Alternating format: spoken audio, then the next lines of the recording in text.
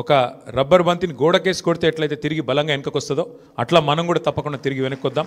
పెద్దలు కేసీఆర్ గారు తిరిగి రాష్ట్రానికి ముఖ్యమంత్రిగా మళ్ళీ బాధ్యతలు చేపట్టేదాకా ఎవరి శక్తి మేరకు వారు శక్తి వంచన లేకుండా కష్టపడదామని చెప్పి మా నాయకులు కార్యకర్తలకు మరొకసారి ధన్యవాదాలు తెలియజేస్తూ కష్టించి పనిచేసిన మా నాయకత్వం మొత్తం కూడా ఇక్కడ ఉంది.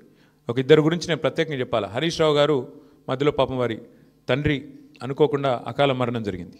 అయినప్పటికీ ఆయన ఇవాళ కూడా పూజలో ఉన్నారు. ఈ నిమిషానికి కూడా పాపం వారి తండ్రి గారికి సంబంధించిన స్వర్గపాత్రకు సంబంధించిన పూజలో ఉన్నారు. అయినప్పటికీ ఇంట్లో ఉండి కూడా ఆయన కూడా చాలా కష్టపడ్డారు. వారితో పాటు ఇంకా చాలామంది మా రవీంద్రరావు గారు మా ఎమ్మెల్సీ వాళ్ళ సొంత అన్నగారు చనిపోయినారు. అన్నగారు చనిపోతే కూడా ఉదయం పోయి సాయంత్రం వచ్చినారు.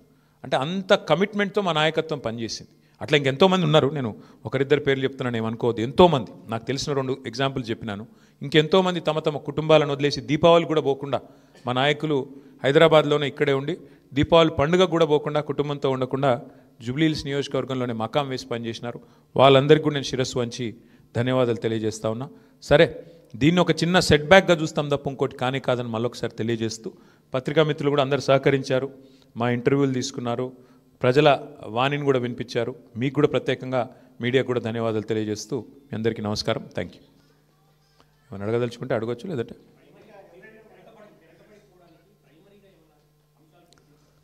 అంటే ఇప్పుడు ఇట్ ఇస్ టూ ఎర్లీ. ఒకటి మేము కూడా కూర్చుంటాం పార్టీగా, ఎందుకంటే మొత్తం ఇంకా అన్ని డివిజన్లలో ఎన్ని బూత్లలో మాకు లీడ్ వచ్చింది, ఎక్కడ మైనస్ అయింది ఇంకా మేము కూడా చూడలేదు. బ్రాడ్గా ఓవరాల్ నెంబర్ తెలుసు బ్రదర్, మిగతా విషయాలు తెలియదు. కూర్చుందాం, రేపు ఎల్లుండి సావధానంగా కూర్చుంటాం. మా నాయకత్వం మొత్తం పనిచేసింది.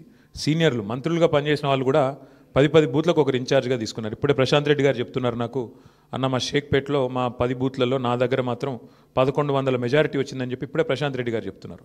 విశ్లేషించుకుంటాం అట్లా ఎట్లెట్లా క్లస్టర్ల వారీగా ఎక్కడెక్కడ ఏం జరిగింది చూసుకుంటాం, సమీక్ష చేసుకుంటాం, డెఫినెట్గా ఆత్మవిమర్శ చేసుకుంటాం. ఎందుకంటే ప్రజలు మరి అల్టిమేట్గా ఎందుకు మొగ్గు చూపారు కాంగ్రెస్ పార్టీ వైపు అనేది కూడా మేము కూడా విశ్లేషించుకోవాలి, ఆత్మవిమర్శ చేసుకోవాలి.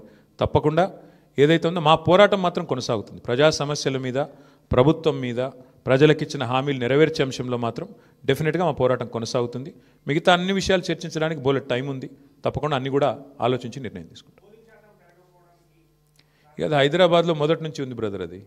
కాకపోతే ఒక్కటి మాత్రం మా వాళ్ళు నాయకులందరూ చెప్తుంది ఏంటంటే, దాదాపుగా మనం ఇప్పుడు 48.4% మీద ఓటింగ్ అయిందని చెప్తున్నారు.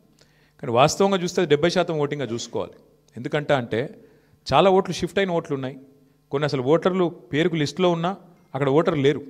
కాబట్టి ఒక రకంగా చెప్పాలంటే 65-70% ఓటింగ్ అయినట్టు అనుకోవాలి మనం. కాబట్టి ఓటింగ్ నార్మల్ కంటే పెరిగింది, కానీ ఇంకా పెరిగింటే బాగుండేది. ముఖ్యంగా కాలనీల్లో కొంత పెరిగింటే బాగుండేది, జరగలేదు.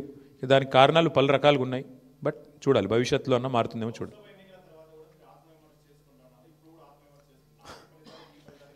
చాలా తేడా ఉంది కదా బ్రదర్. ఇప్పుడు స్పష్టంగా ఈ ఎన్నికలతో ఏం తెలిపోయింది, ఈ రాష్ట్రంలో తెలంగాణ రాష్ట్రంలో కాంగ్రెస్ ప్రభుత్వానికి, కాంగ్రెస్ పార్టీకి ఒకే ఒక్క ప్రత్యామ్నాయం బీఆర్ఎస్ అని ప్రజలు తేల్చి నిర్ద్వందంగా తీర్పిచ్చారు.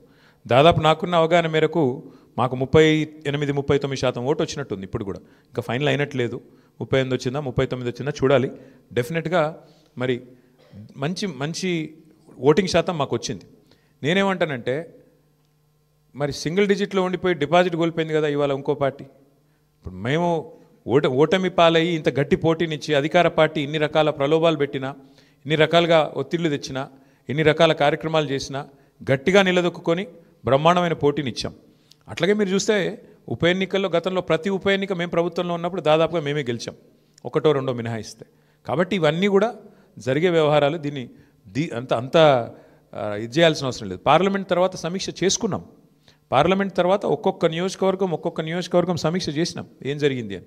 పార్లమెంట్ ఒక అసాధారణమైన పరిస్థితిలో జరిగింది. అప్పటికిప్పటికి వచ్చిన తేడా మీరు చూస్తే బీఆర్ఎస్ఏ ప్రత్యామ్నాయం, బీఆర్ఎస్ఏ ప్రధాన ప్రతిపక్షం అని ప్రజలు ఈ జూబ్లీహిల్స్ ఉప ఎన్నికతో స్పష్టమైన తీర్పిచ్చారు. సరే, సహజంగా గెలుస్తామని ఆశించాం, కొంత నిరుత్సాహపడతాం డెఫినెట్గా ఓటమి పాలైనప్పుడు, కానీ నిరాశ లేదు. అది నేను చెప్పేది.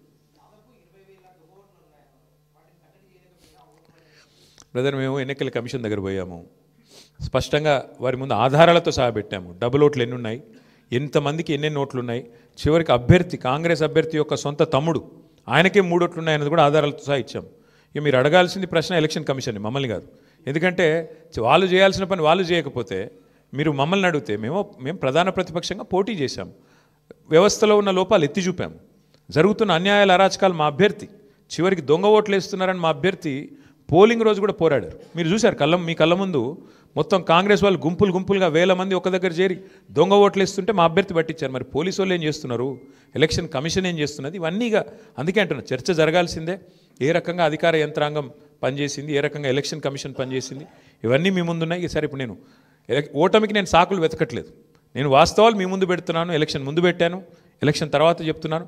ఏదేమైనప్పటికీ మేము మాత్రం డెఫినెట్గా ప్రజల్లో ఉంటాము, ప్రజలతోనే ఉంటాము. ప్రజాక్షేత్రంలో ప్రజల సమస్యలే ప్రధాన ఇతివృత్తంగా ముందుకు పోతాం, ప్రజల కోసం పోరాడుతూనే ఉంటాం, ముందుకు పోతూనే ఉంటాం. Thank you. మరి ఇప్పుడు అల్టిమేట్గా ఎలక్షన్ ఫలితం వచ్చిన తర్వాత ఏం జరగబోతుంది, రేపు ఏమేం జరగబోతుంది, ఇంకా 3 ఏళ్ళు ప్రభుత్వం ఉంటుందంటున్నారు. సో మరి ఆ 3 ఏళ్ళు ఏం జరగబోతుంది చూద్దాం. ఎందుకంటే అల్టిమేట్గా ఈ ప్రభుత్వం తన వైఖరి ఏమైనా మార్చుకుంటుందా, మార్చుకోదా, మళ్ళీ శని ఆదివారాలు పేదల కొంపలు కూలగొట్టే పని చేస్తూనే ఉంటుందా చూస్తాం. మేము చూస్తాం, మీరు చూస్తారు. ప్రధాన ప్రతిపక్షంగా మా పాత్ర మాత్రం మేము బలంగా పోషిస్తాం. ప్రజల్లో మాత్రం ఎక్కడా తగ్గకుండా ప్రజల తరపున మాట్లాడుతూనే ఉంటాం. ఈ విషయంలో మమ్మల్ని ఏ రకమైన వారు ప్రయత్నాలు చేసినా మా గొంతు మాత్రం నొక్కలేరు, ఇది మాత్రం పక్కా. ఇప్పుడు మీరు చూస్తే పశ్చిమ బెంగాల్లో బీజేపీ నుంచి పోయి ఆయన ఎమ్మెల్యే గారు ముకుల్ రాయ్ అని తృణమూల్ కాంగ్రెస్లో చేరారు. హైకోర్టే కొట్టేసింది, ఆయన డిస్క్వాలిఫై చేసింది. మరి పశ్చిమ బెంగాల్లో జరిగింది ఇక్కడ కూడా జరుగుతుందని మేము కూడా ఆశిస్తున్నాం. ఎందుకంటే న్యాయమే కదా. యాంటీ డిఫెక్షన్లా దేశమంతా ఒకటే ఉంది, బెంగాల్కు వేరే లేదు, తెలంగాణకు ఇంకోటి లేదు. కాబట్టి మేము కూడా ఆశిస్తుంది ఏంటంటే ఇక్కడ కూడా 10 ఉప ఎన్నికలు జరుగుతాయని ఆశిస్తున్నాము.